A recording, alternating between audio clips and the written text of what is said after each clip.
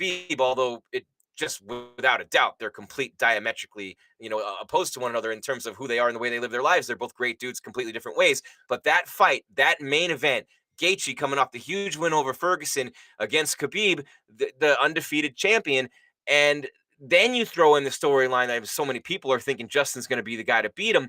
But then you throw in the storyline that Khabib lost his father to COVID complications in a year where the UFC led the way coming back from COVID.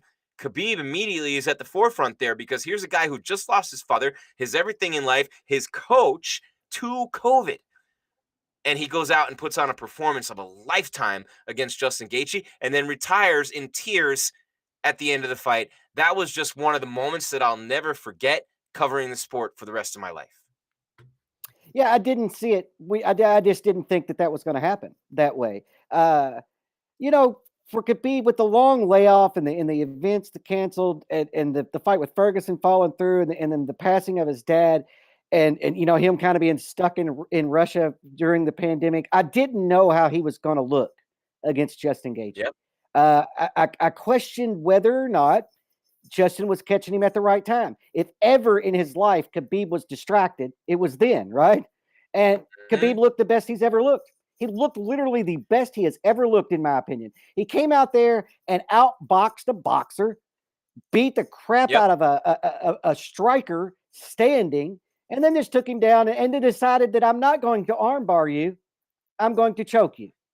It's incredible. Yeah. I don't want to hurt him in front of his parents. His parents were there. I decided to do a different submission. He goes with triangle choke. I mean, think about that to actually have, and I believe this because he's the same guy who's in the corner of the octagon looking at Dana White going, bring me your chicken. Bring me your chicken. And Dana's going, finish this one first. He goes, I know, but come on, bring me your boy. I beat your boy. And he's just so calm and so focused and so even in that Conor fight, he came unglued without a doubt at the end of it once it was over. But even with this one, his emotions came out with his father. But in the heat of battle, inside the octagon, and it's like being a great quarterback in the NFL, Khabib Nurmagomedov, most unshakable, the most focused competitor I think I've ever seen. And it's just unbelievable, his level of focus in there. Yeah, he doesn't let anything. Doubt never slips in. The focus never wanes. And what's incredible is you bring that up is he'll have somebody mounted and be having a conversation with Dana White while he's in a fight, but he's still not neglecting beating the crap out of the guy. He's talking to Dana. And there's another elbow. There's another elbow. And. Dana, we haven't seen anybody like Khabib. Bring me your boy. Yeah, we have never seen anybody like Khabib, and probably will never see anybody like Khabib. And what I mean by that is he's so different from especially like the American culture, right? I mean, this is a guy who doesn't have any vices whatsoever at all. None. And that's amazing. Yeah, he's got 100% integrity, 100% focus. It's just so hard to maintain that. And not to mention the guy's fame. He's famous and he has money. All of the distractions that face everyone also face Khabib. He just has the integrity and self-respect to turn it down. It's crazy. I don't think I'm not Khabib, dude. I would be ravaged by fame and money, which is what makes me respect Khabib even more. Because I know I couldn't do that, even given the exact same situation. I couldn't do what Khabib is doing. No, and that was incredible. He retires, of course, and I don't know what you're thinking about the odds that he actually faces GSP, and if that's the only fight he has left. Two of the greatest champions of all time. And look, when you look at Georges St-Pierre and his run and going up to 85 to take the belt from Bisping, which was incredible after all that time off, and just two of the nicest, most intense competitors you'd ever meet. So much respect coming from both of them as mixed martial artists and as champions. I just would love to see those press conferences because, I mean, literally, they're just going to be nice. They're just going to hug it out. They'll be nice. You got the accents. I mean, we have to see Khabib GSP. I just want to see Khabib one more time, man. I don't care who it's against. Whenever someone like him walks away, it's a loss for all of us in the sport, for sure. Yeah, we talked about Henry Cejudo, and you and I both don't think he's retired. We think that Henry will fight again. I don't think that there's a person in the world outside of Dana White that thinks Khabib's going to fight again. You know, Khabib says, I'm not going to fight again. He made his mom a promise. And when Khabib Nurmagomedov says he made his mom a promise, no one in the world questions whether or not he's going to go back on that. We know he's No, not, you know? And without his so father, yep. yeah, but it's a testament to who he is, because so many fighters say so much bullshit, and we know as soon as it comes out of their mouth, that's bullshit. Not Khabib. He's Yeah, like the one fighter in the no, history of the not sport him. where you're like, yep, yeah, no, he's telling the truth. If anybody's telling the truth, it's Khabib. It's Khabib. And then the next week, we got to keep going. October 31st, Halloween night, Uriah Hall puts an end to Anderson Silva's time in the UFC. And there's no other way to put it. I mean, one of the greatest fighters you've ever seen, a legendary champion on every level, a guy who was a huge part of bringing the sport to where it is right now, the Spider, Anderson Silva. So if we lose Cejudo, DC, Khabib, and Anderson Silva in the same year, Silva's at the top of that list. He's above, in my opinion, in terms of his UFC career. Now, Cejudo's got the gold medal. DC's got the Olympics in the two divisions and all the, but Anderson Silva dominated a division like we've never seen. That reign of dominance came to an end a long time ago, and we were both there for 162 and Chris Weidman's left hook, and that was the end of it. But Anderson Silva deserves mentioning as one of the top 3 or 5 greatest of all time. And Dana White just flat out said, this is the last time you're going to see him in the octagon. Yeah, and you know, I didn't feel like Anderson looked that bad in that fight. You know, I mean, No, he didn't. I didn't feel like he looked that bad. Anderson Silva was the GOAT. You know, he was the greatest of all time, and then John Jones come along. He's still the greatest middleweight ever to live. And what Anderson did for the sport can't really be measured, because he, especially, and I'll put it in context, we had wrestlers. We had the Matt Hugheses and Tito Ortizes and stuff taking over, who were at the top of the sport, right? The Randy Couture's, the wrestlers, the guys who pinched you against the cage and just beat the living shit out of you. And then here come Anderson with all the grace and all the kicks and the elbows and the punches and the fighting at distance, and you couldn't get him down. It was such a breath of fresh air just to see this guy come in and kill people. I mean, it wasn't even close what he did to Rich Franklin. Oh my God, and then the kick Chris on Vitor. To this was, day, yeah, the it kick was on Vitor crazy. is the best knockout I've ever seen. And then the comeback over Chael. He's getting his ass kicked the whole fight, gets a submission with 30 seconds left in his own backyard. A night when he clearly didn't have it. That to me is really a definition of a great champion. When you don't have it and nothing's working on that night, but somehow, some way, you find a way to dig down as deep as you can and get it done. And that to me is a great champion. And you won't ever find a greater champion than Anderson Silva was. And so that's a big loss too. Although Father Time, you know, Barkley says it, Charles Barkley, it's undefeated. Father Time's undefeated. And Anderson Silva, you know, on that night, we saw the last of him in the octagon against Uriah Hall, and the respect is, I mean, Uriah Hall did everything but apologize after that fight. That was really cool to see that too. Yeah. Anderson, you know, Anderson's Anderson. And I know that his legacy's been tainted a little bit with, but after his title, you know, it's his legacy didn't face any scrutiny, in my opinion, until after he lost the belt. And then, we saw with the broken leg, there was a failed drug test and other failed drug tests and things. But during Anderson's run and reign, we didn't see any of that. And so I don't feel like Anderson tainted his legacy necessarily. Did it play out longer than maybe it should have? The UFC probably thinks so. I really enjoyed seeing Anderson fight, and I didn't feel like he looked that bad in his last fight. He didn't look like Chuck Liddell when he faced Tito Ortiz for the 3rd time. You know what I mean? He looked like he could still fight. He could still defend himself. Did I think he needs to be in the problem with Anderson is his name and his contract requires him to fight people he shouldn't be fighting. Yeah, that's a good point. And then we move forward and, you know, just wrapping it up here, Glover Teixeira with a huge win over Thiago Santos and capping off a great year for him. Glover, every time you say that he's done, he comes back to the top of that 205 division, and he's someone you got to look at in 2021 as a potential, you know, and even though you got Jan and Izzy, and Izzy wins that belt, there's no way Glover's beating Izzy. I mean, I don't think, but it's remarkable what he was able to do this year. Then right after that, you had Paul Felder step up on Fight Week to face Rafael dos Anjos and ended up losing that fight. Right after that, you saw Figueiredo and Perez on November 21st, which set the stage for Figueiredo and Moreno literally 3 weeks later. The record-setting title defense turnaround time. And you had Vettori beat Hermanson in between there. But really, the biggest story from the end of the year, Kevin Holland's knockout of Jacare was huge. But when you look at Figueiredo beating Perez on November 21st and then fighting Moreno on December 12th, when Moreno had fought on that November 21st card too, that was just bizarro world shit. Like, I mean, and then to put on the fight they put on after they both just fought 3 weeks earlier, gee, I mean, that what an incredible, span or turn of events that was. Yeah, it was an incredible turn of events. What I'm looking forward to is both of those guys having a full training camp heading into their rematch. Yeah, I mean, we ended basically on a fight of the year candidate. And look, it was the best 4 rounds. And I'll say that right now. Figueiredo Moreno was the best 4 rounds of fighting of 2020.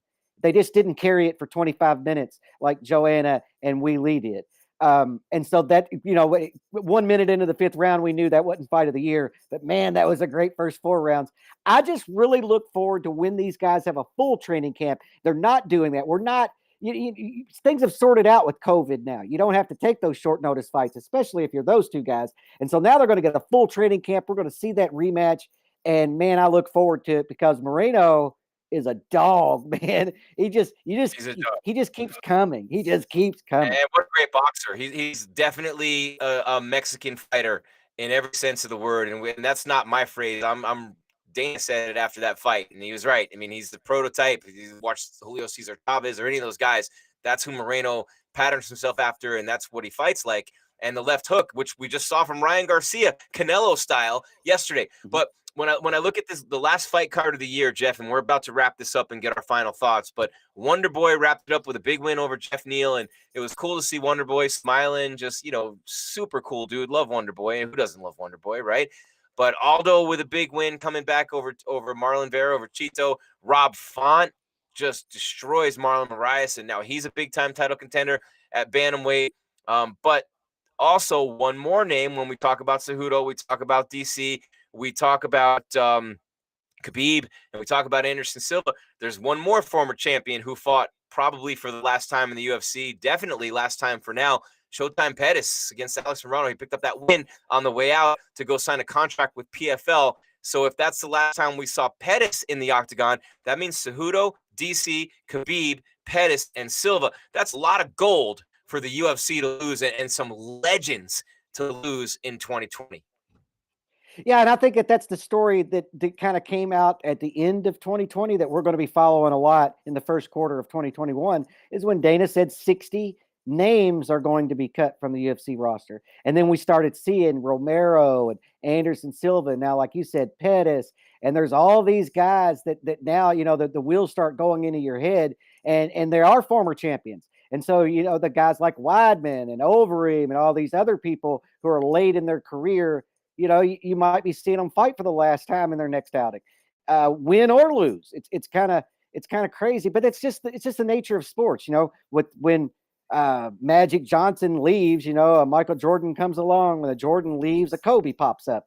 So there will be people to replace them. But it's kind of weird because we're living through this kind of transition of legacies from one era to the next. But yeah, a lot of fighters are gone, man, and we're going to see more. We're going to absolutely see more in the first quarter. You are. And as we wrap this up, Jeff Cain, I want to give you my final thought for a story on 2020 that's really unique in a year like this. We talked about everything here on the show, and you'll watch the top 5 stories and all the other top 5s we put out. But no champion lost their belt inside the octagon this year. Not one. Nobody. Huh. Not one. That to me really stands out. No champion. You'd look down, Stipe didn't. John Jones didn't. I mean, just keep going down the list, man. Khabib didn't. That's I didn't realize that. Yep. I think I realized Volkanovski didn't. No, Valentina didn't. Yep. Davison Figueiredo, who's got the 125. Amanda Nunes. Wei Lee. I mean, just keep going. Valentina Shevchenko. I think that's all of them. No champion was dethroned inside of the cage in 2020. Not one. And I don't think that's ever happened before. Probably not. Or not that I can, not in a long time, at least. And maybe part of that's that they didn't fight all that often, except for Figueiredo and some other ones. Because a lot of those champions just fought one time. And when we explain that why, it's not good, Mark. It's not good for the bottom line to have your champions fighting in empty arenas. especially really popular ones. Yeah, I didn't know that. I didn't realize that no champion had lost their belt inside the octagon. Yeah, we had John Jones to give up his title and Cejudo give up his title, but we didn't have anybody lose it inside the cage. It's an interesting stat I didn't realize, Jim. Crazy, right? This is the way this year, 2020, man, such a crazy year, personally, professionally, for me, for all of us, all the adjustments we've had to make, all the things we've had to do to keep covering the sport we love. I just want to say thank you to Dana White and the UFC. And I don't care if anyone says I'm an apologist. I don't care if anyone says I'm on my knees for Dana White. I'm not on my knees for Dana White, but I'm close enough to it without being on my knees for him. How about that? Because without him, as Joe Rogan always says, none of this would be possible. Well, guess what? This year, that rings true more than ever before. So thank you, Dana. Thank you, UFC. Thank you to every single fighter. And I'll say Bellator, I'll say all of them. Thank you to all the fighters and all the athletes and everyone out there who showed us that we can keep moving forward and do everything we can not to let our lives be taken away from us, no matter the circumstance. That's what 2020 means to me. How the hell do I show that I'm still going to be me? I'm going to keep moving forward, and I'm going to make the best of every situation. 2020 is the living, breathing embodiment of that for me and for all of us. So I just want to say thank you to Dana and the UFC for that. Thank you to you and Scott and everybody at MMA Weekly, Jeff, because now I have a home and a place to kick some fucking ass in 2021 with the greatest team in mixed martial arts, MMA Weekly. There you go. Yeah, and I agree. Dana stood out huge. President, Sportsman of the Year, like you said, and I'll agree with that. And I did think when you brought up Bellator at the end, they had a huge successful bubble as well. And so props to them for that. We didn't really talk about that, but they had a big bubble at the Mohegan Sun. Successful. They were able to have events. UFC was able to have events, kind of set the tone for all the sports world, and it set up storylines heading into 2021, which is most important. And I'll leave, and I want to finish the show on this note. I want to thank everybody for watching. Make sure you like us, follow us, hit that bell. Tons of great content coming your way on MMA Weekly. Live press conferences, live weigh-ins, live during fights. Conor McGregor, Poirier, we're doing that. Make sure you keep it right here because we're going to kick ass all year long. But I want to finish with something Dana White just put on his Instagram story, because none of us, especially after 2020, who the hell knows what the world has in store for us next. I give up on trying to predict or figure out anything on this place anymore at 48 years old. But what I do know is when Dana White says he's going to do something, I'm going to pay attention. So just to wrap the show, Dana's Instagram story the other day, he's on a yacht somewhere on vacation in the Caribbean. And he actually told me in August when I interviewed him, he goes, I'm getting on a fucking yacht and no one's going to know where I am when this is all over. And he lived up to his word. So he's got obviously a nice expensive glass of scotch, and he's got his phone, just panning with his phone. There you see the yacht and the ocean. And the caption is, 2020, I kicked your fucking ass. 2021, I'm coming for you. And when Dana White says that, it just lets me know, Jeff, that we're going to have a lot to talk about all year with the sport that we love, mixed martial arts and the UFC. Yeah, I mean, like I said, I expect big fights in 2021, huge fights, and we set up all of these storylines and rematches and stuff. But yeah, props to Dana White. He did kick 2020's ass. Hopefully, we do the same thing in 2021. I just want to know, how the hell do I get on the yacht? I don't think you're getting on that yacht with Dana White this year. I don't think anyone was, man. He probably didn't want to bring his family. I would be going by myself if I was him after the year that he's had and the shit that he's had to go through and the shots that guy took. But props to the UFC for what they did this year. The fighters, of course.